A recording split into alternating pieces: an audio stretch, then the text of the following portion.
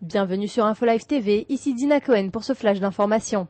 Le ministre Rafi Eitan a déclaré qu'il se pourrait qu'Israël kidnappe le président iranien Mahmoud Ahmadinejad et le juge devant un tribunal international à l'image d'Ehman dans les années 60. Lors d'une interview pour l'hebdomadaire Der Spiegel sur son service passé dans le Mossad, il a surpris les journalistes allemands par ses propos.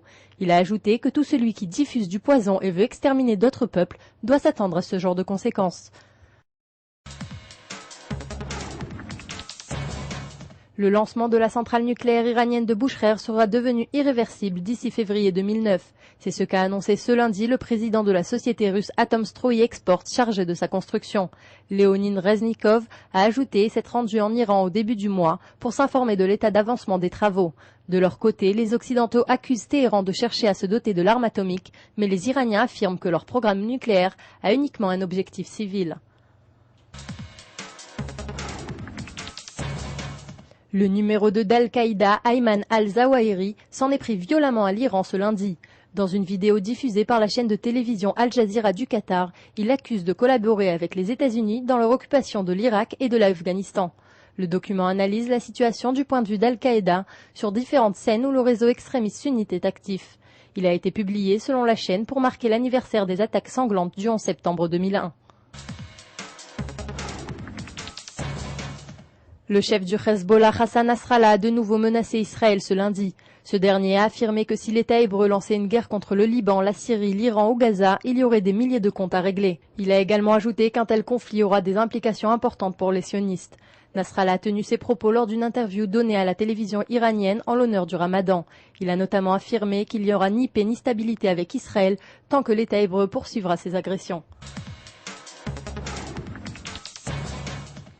Un prisonnier palestinien a déclaré avoir sauté par la fenêtre du deuxième étage de la prison de Naplouse afin d'échapper à des tortures. L'un des responsables du centre pénitentiaire palestinien a déclaré que le prisonnier de 34 ans, Mohabad Abdel Kabir, était tout simplement tombé. Ce dernier a été transféré dans un hôpital de Jérusalem-Est pour des blessures au dos dues à sa chute. Ce cas illustrerait, selon le mouvement palestinien des droits de l'homme, les abus de maltraitance répandus dans les prisons de Judée-Samarie et de Gaza.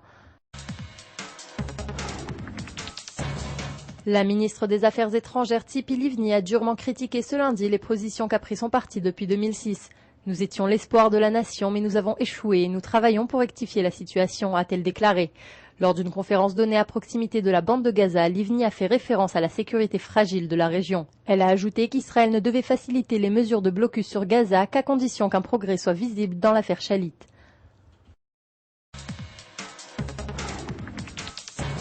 Alors que Barack Obama s'est battu pour obtenir les voix des Juifs américains, il se trouve que le cousin de son épouse serait un rabbin noir très influent.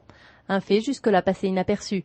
Michelle Obama, la femme du candidat au présidentiel, et le rabbin Carper Funier, le chef spirituel d'une synagogue à majorité noire de Chicago, sont cousins au premier niveau. Cependant, il n'est pourtant pas évident que cette nouvelle donnée favorise les voix en sa faveur des Juifs américains.